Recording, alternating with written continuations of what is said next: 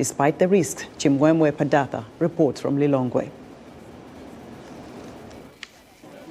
Young people line up in large numbers at registration centers like this one for recruitment under a program that gives Malawians opportunities to work on farms in Israel.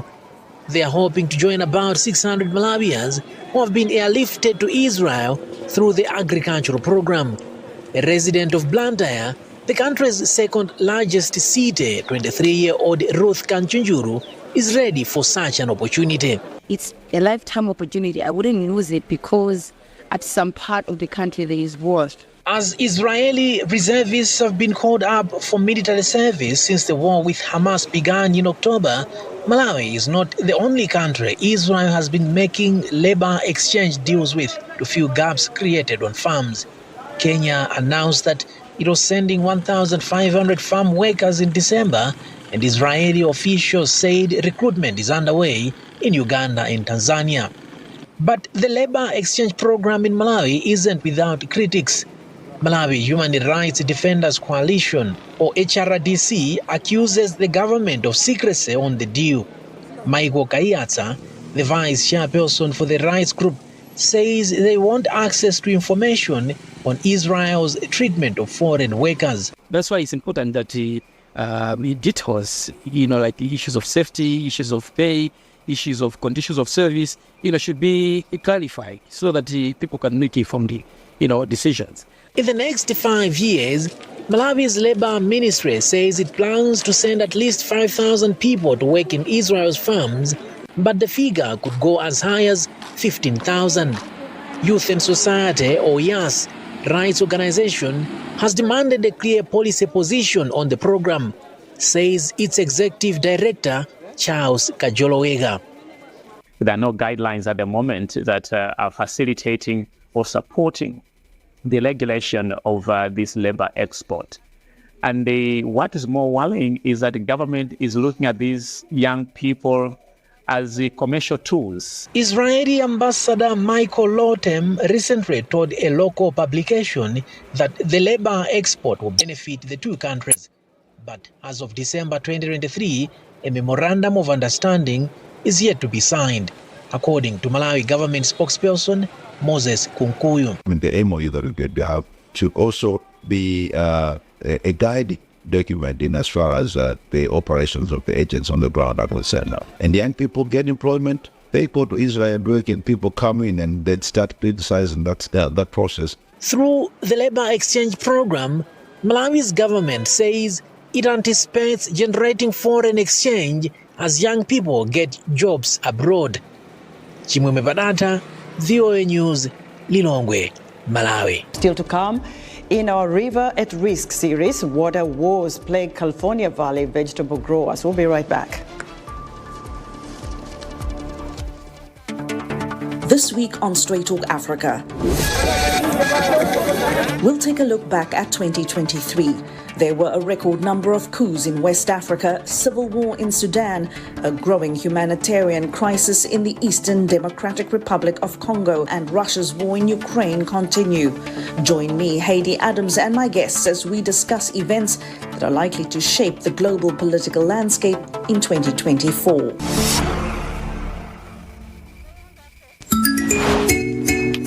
Decades of clashes between armed groups in the Democratic Republic of Congo have led to widespread violations of human rights and devastating incidents of gender-based violence. Up to 6.1 million people are internally displaced and often vulnerable to exploitation and abuse.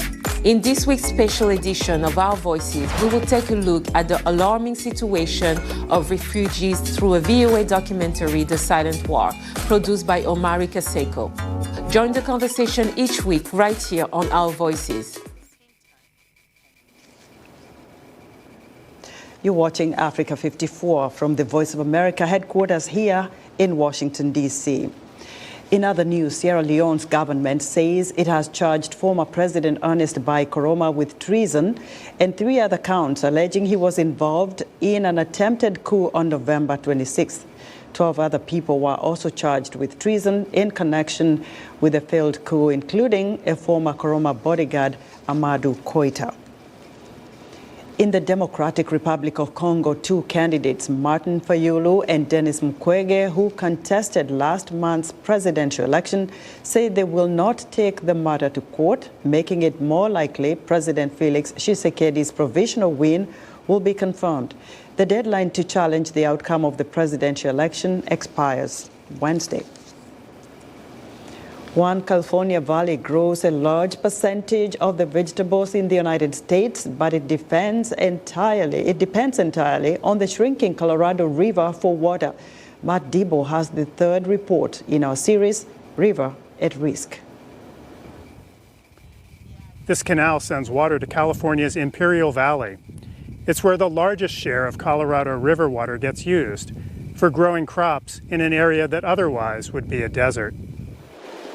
Water rights for the valley are held by the Imperial Irrigation District, which is allocated about 3 million acre-feet of water per year, more than the states of Arizona and Nevada combined. It has senior water rights according to the 100-year-old Colorado Compact Agreement, making it the last user required to take cuts in the event of a shortage. Tina Shields is a water manager for the Imperial Irrigation District. We're big in the winter vegetables. If you're eating lettuce in December, it's probably coming from here or the Yuma valleys.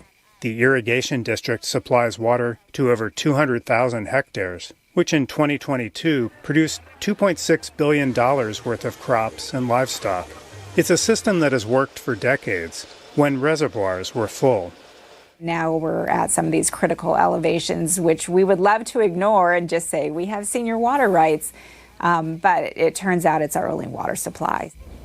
With the Colorado River system threatened, the district agreed in May 2023 to reduce the water it provides farmers by about 25% for the next 3 years, in return for federal funds. Stephen Hawk is a fourth-generation farmer in the valley. There are going to have to be cuts, and it will affect how we farm here. You know, I try to be as judicious as I can with the water that I'm given. I know it's a very important resource. I don't want to waste a drop. For over a decade, the agency has been helping farmers fund the expense of transitioning to more water-efficient irrigation systems, like sprinklers and drip. The program is paid for with water sales to cities.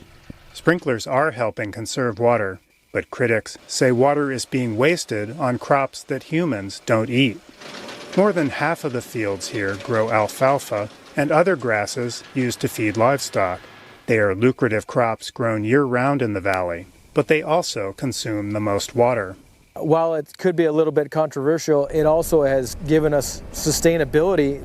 Our margins on a lot of the crops that we grow are so razor thin, it's very easy. I know a lot of people that have gone under. Hawk now grows more vegetables and less alfalfa than he used to, but he doubts that he could find buyers if he replaced all his alfalfa fields with produce. And we'll only grow what the demand is for. So if people want to eat hamburgers and have milkshakes, then we've got to produce enough alfalfa and forage to feed the cows. The most drastic adaptation would be taking fields out of production completely. That is not supported by the irrigation district management. It's not good for our community. It causes additional unemployment and third-party impacts on all those farm-related businesses. Instead, Shields says they are considering cutting off water to crops such as alfalfa for a few months of the year. As this farming community waits to see how it will be affected by falling water levels, Hawk hopes his farm will survive to pass on to the next generation. Matt Dibble, VOA News, Holtsville, California. In the drought-stricken southwestern U.S., Native American tribes are trying to secure water rights pledged over a century ago. Matt Debo has the fourth story in our series, River at Risk, on Thursday. The International Telecommunication Union says that more than 37% of the world's population still has no reliable access to the internet. However, the Open Foundation in Ghana aims to change that by providing open education, and technology correspondent Paul Ndiho joins us now with more. Hello, Paul. Hello, Esther. Thanks, Esther. That's shocking, considering that a developed world takes internet for granted.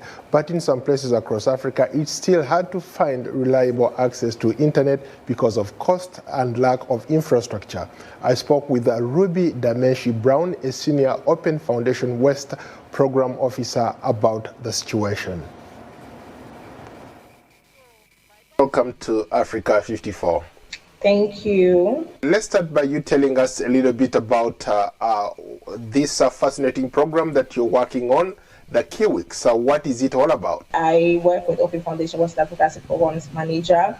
And one of the projects that we do at Open Foundation West Africa is the Kiwix for School project. It's a software that allows you to access online educational materials, videos, content, and usually anything that you would find online that you need to connect the internet to, you can get it offline, okay, using Kiwix. So basically, that's what Kiwix enables you to do. I found the tool very useful because of where we are in Africa, looking at the terrain where we live, looking at the internet penetration rate in Africa, we still realize that some people are offline. Internet penetration rate in Africa is about 58% roughly. It's not even up to 60%. A lot of people are offline. Even with those that are connected on the internet, we realize that there's still challenges. You talked about how this is an offline tool that you can access anytime, meaning that for the average person, somebody in a remote place in Ghana can access this program? Yes, because most of the people in the remote areas, in rural areas, don't have internet. Most of the people cannot afford internet bundles. Teachers are not able to do research. Students are not able to access these rich content that we have online, complementary educational resources that are accessible online. And so what we do is that when we install Kiwix on these computer labs, they are coming with educational content that usually are found online. We zip these files and then make it available on a Kiwix reader that makes everyone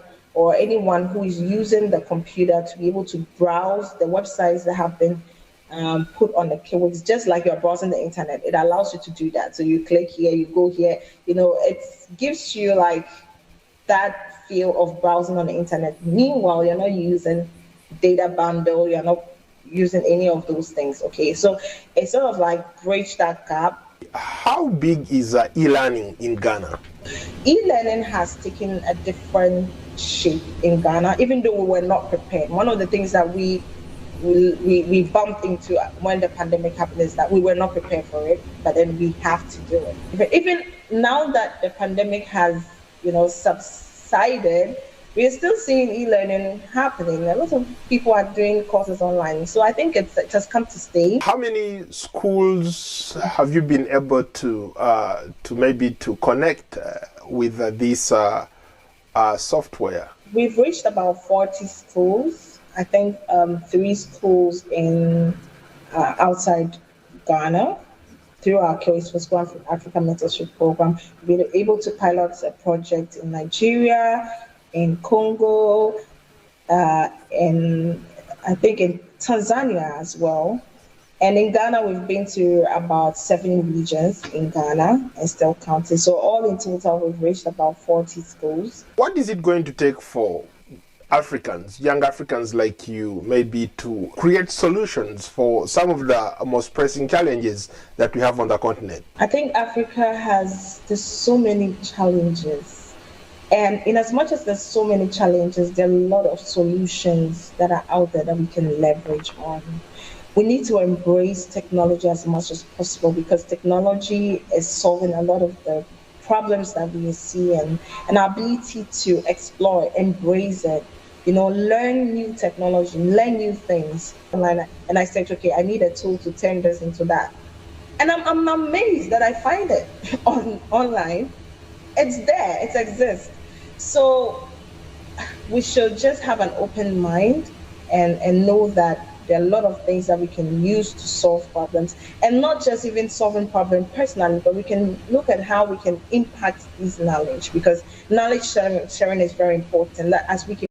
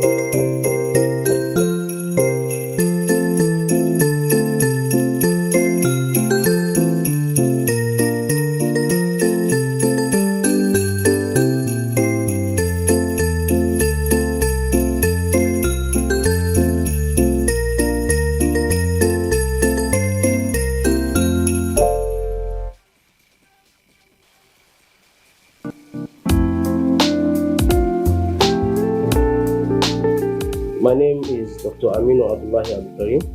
I'm the GM of Greenland Natural Medicine. Greenland Natural Medicine is a center for alternative therapy, and it has been in existence for 20 years of existence. And so far, so good. We have accomplished a lot when it comes to traditional medicine in Nigeria. Not only in Nigeria, we have moved broadly to countries like Germany. We have been in UK. We have been in existence in America. We have been in existence in even more of the African countries as well. And the Greenland Natural Medicine is not just producing or marketing about taking medication. Medications are good, and also there are ways of taking care of yourself through just mere therapy. Therapy are in different form. We have